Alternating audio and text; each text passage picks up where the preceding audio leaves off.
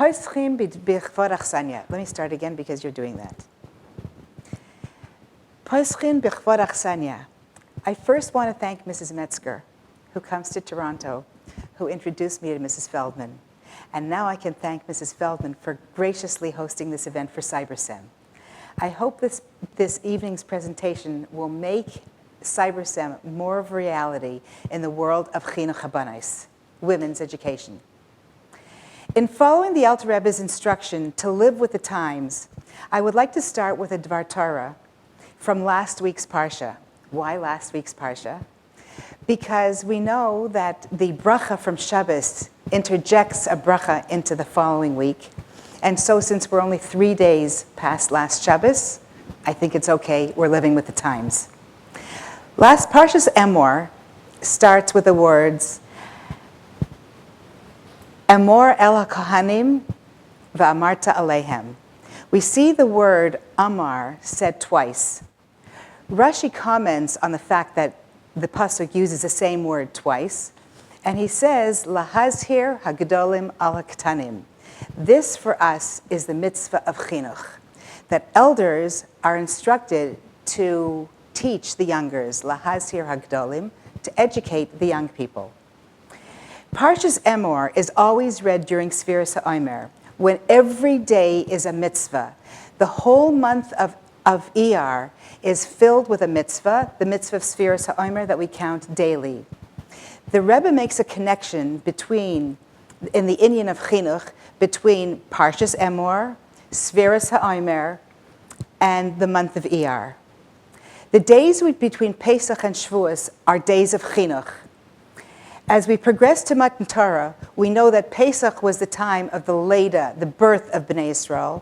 Shavuos is the chasana, is the wedding between HaKadosh Baruch Hu and Bnei Yisrael. And the days between are days of preparation. They are days of chinuch. Already from the beginning of time, from the beginning of Avram Avinu's life, we know that he provided us with the yesod of the inyan of chinuch. As it says, Ki yadativ leman asher yitzava es banav ve'es beisai acharav. Avram Avinu instructed his family to teach emunas Hashem to their children from generation to generation. So what is the inyan of chinuch that it's being added, that we're learning something new from in Parshas Emor? And why is it being said in relationship to the Kohanim? It says, these are the pasuk v'amarta el HaKohanim. This is the instruction of chinuch is being given to them. Why them? There's such a small portion of Bnei Yisrael who are Kohanim. So why would such an essential, such a fundamental concept be said to a group of people who are really a small in number in relationship to all of Klal Yisrael? And so we learned something new about the inyan of chinuch from last week's parsha, and that is that the chinuch that's discussed from last week's parsha is the inyan of lifnim mishuras hadin. How do we see this? In two ways. First of all, the words that Rashi chooses to use to tell us about the inyan of chinuch, he says it's lahazhir hagdolim al haktanim. That is, lahazhir comes from the term of Zohar, which means to be bright and sparkling. The concept of Sfiras HaOmer also portrays that same idea. Sfira comes from the lashon of sapir, which is a brilliant stone. The kind of chinuch lifnei mishuras hadin is supposed to be a sparkling chinuch. We are being instructed through this, in this week's parsha, to raise our children in a way that they should be sparkling lights, that their chinuch should be brilliant in their eyes, and they should be examples, living examples with chayas of the chinuch that they've received. So how is this connected with the Kohanim, who through them this parsha is being taught? So the answer is that the Kohanim, they are close to Hashem because of the karbanos they do. What's the job of the Kohanim? Their job is to elevate Bnei Yisrael. They are the appropriate people to infuse Bnei Yisrael with this concept of uplifting, with bringing sparkle and beauty and brilliance to their children, that they should be the ones who continue the Masorah after them. And this is an appropriate example for dugma, for preparing us for Mashiach Tzidkenu. And so this I use as an introduction, appropriate to our times, for CyberSem. Because this is a dugma of what my vision and goals for CyberSem are. How did CyberSem come about? When I was taking my master's, I saw that you could do almost anything online, except a girl could not go to seminary online. And I decided that I was about to change that. I didn't have any clue as to how much work there was going to be involved in this, but I'm so far in, I hope that everybody can benefit from it. So then, once I saw that I was going to do this, I enrolled in a doctorate program in distance education. So I would be technically responsible for running the program. And I did it also so that the young ladies who would be taking my courses would be able to use the credits for my courses towards a degree in a degree-granting college. And when I go to speak to the deans, they actually are interested in speaking to me. They're very willing to speak to me because of that education I got. It's come in good. When I chose the topic for my dissertation, I focused on self-regulated learning as transitioning from a traditional classroom to a distance education, and I found that particularly appropriate. I looked at the obstacles that a student would find when they're moving from a classroom that's basically being taught in a frontal fashion to having to work in a more independent way. And I understood and I learned tremendously how important self-regulation skills are. Some examples of them are time management, materials management, having realistic expectations, having a positive self-image, and many other similar soft skills. Until now, I have been referring to students as being new high school graduates. The beauty of this program is that, and one of my key objectives, is that I should provide online learning that is easy to navigate and accessible to women from 20 to 120. If you would have asked me 6 months ago to make a projection of where I'll be in 3 to 5 years, I would have been able to answer you. But in the past 3 months, we have introduced some new online tools that has accelerated what was supposed to be available in 3 years, that will be available not in 6 months, but to the new semester in September in Yirtzeh Hashem. I simply need to move my visions along much faster. An example of this is that I have in production now, and it is being recorded almost as we speak. It's being done in Eretz Yisrael, and it's nighttime there, but it is being recorded now, is a Hilchos Shabbos course. And this Hilchos Shabbos course is going to be Hilchos Shabbos in the kitchen. It's going to be Hilchos Shabbos and Yontif in the kitchen. And I always dreamed of producing a Hilchos Shabbos course whereby you could see demonstrating the halachas as what they mean and how it's supposed to be done. It's wonderful to hear a shir where the person is reading from a sefer, but to have the actual demonstration of how to apply it on the screen beside you, that is something that I dreamed of.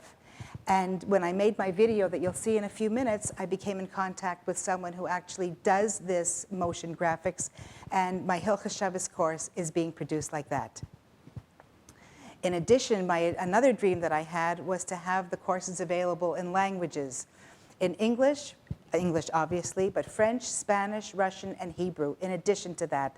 And when the Hilchos Shabbos course will be produced, it will be produced in Yirtzeh Hashem in those languages, which is really a 3-year into the future vision being brought up to the next 3-4 months. CyberSem has 2 kinds of courses. I have accredited courses, or courses that can be used for accreditation, and self-paced courses. And the self-paced courses is one area where I've also moved up the availability of them in the last little bit because of this connection with the motion graphics. So the accredited courses, they cost $350 each, and I'm working with universities and colleges to allow the credits that they receive through CyberSem to be used as transfer credits towards degree-granting colleges. These courses, the accredited courses, are 12 weeks, whereby a student completes a module of the week, and they're going to complete the complete course in 12 weeks. Within these courses, you have opportunity to interact with the instructor, interact student to student. A person is not alone looking at a computer by themselves. There is no loneliness in a distance education community. In addition, the students can arrange to collaborate on assignments, and they can even be in the same classroom, as you'll see on the video in a few minutes, at the same time as their instructor. The cost of the self-paced courses is based on the length of the course, and I have a range of them that the course is based on the amount of time the length of the course. The courses that are self-paced, there is no tests, there are no papers, but there will be a check for understanding that will enhance, that will expand your knowledge.